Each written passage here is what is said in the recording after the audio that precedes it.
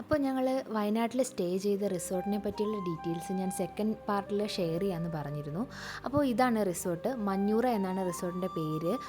ഇതിൻ്റെ exact location വരുന്നത് പടിഞ്ഞാറത്തറയാണ്. ഇവിടെ 2 കോട്ടേജ് ആയിട്ടാണ് വരുന്നത്. ഒന്ന് 4 റൂംസ് വരുന്നൊരു കോട്ടേജും പിന്നെ 2 റൂംസ് വരുന്ന ഒരു കോട്ടേജും. അപ്പോൾ താഴെ കാണുന്ന ആ കോട്ടേജാണ് 2 റൂംസ് വരുന്ന കോട്ടേജ്.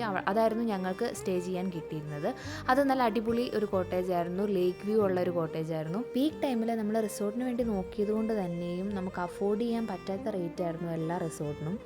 ഇതിന് ഞങ്ങൾക്ക് 2 റൂംസ് വരുന്ന ഈ ഒരു കോട്ടേജിന് ഞങ്ങൾക്ക് 5000 റുപ്പീസ് മാത്രമേ ആയിട്ടുള്ളൂ.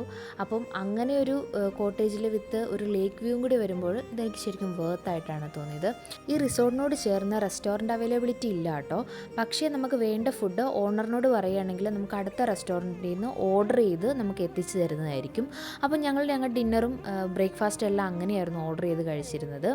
അതുപോലെ മോർണിംഗിൽ നമുക്ക് നടക്കാനായിട്ട് ഈ ലേക്കിൻ്റെ സൈഡിൽ കൂടി അങ്ങ് ദൂരെ വരെ നടക്കാനായിട്ടുള്ള സ്ഥലമുണ്ട്. അത് ഈ കക്ഷി ഞങ്ങളുടെ കൂടെ രാവിലെ മുതൽ ഞങ്ങൾ വന്നപ്പോൾ മുതൽ ഞങ്ങളുടെ കൂടെ തന്നെ ഉണ്ടായിരുന്നു കേട്ടോ. അപ്പോൾ ഞങ്ങൾ ഫുഡൊക്കെ കൊടുത്താൽ ആൾ ഞങ്ങളുടെ കൂടെ തന്നെയായിരുന്നു. അപ്പോൾ നമുക്കിവിടെ ക്യാമ്പ് ഫയർ സെറ്റിങ്സൊക്കെ വേണമെങ്കിൽ അവരെല്ലാം അവർ ചെയ്തു തരുന്നതായിരിക്കും.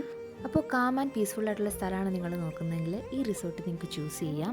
കൂടുതൽ ഡീറ്റെയിൽസ് ആവശ്യമുണ്ടെങ്കിൽ കമൻറ്റ് സെക്ഷനിൽ ചോദിക്കാം കേട്ടോ. പിന്നെ ഇതിൻ്റെ മുഴുവൻ വീഡിയോ ഞാൻ യൂട്യൂബിൽ ഇടുന്നതായിരിക്കും. അപ്പോൾ എല്ലാവർക്കും ബൈ.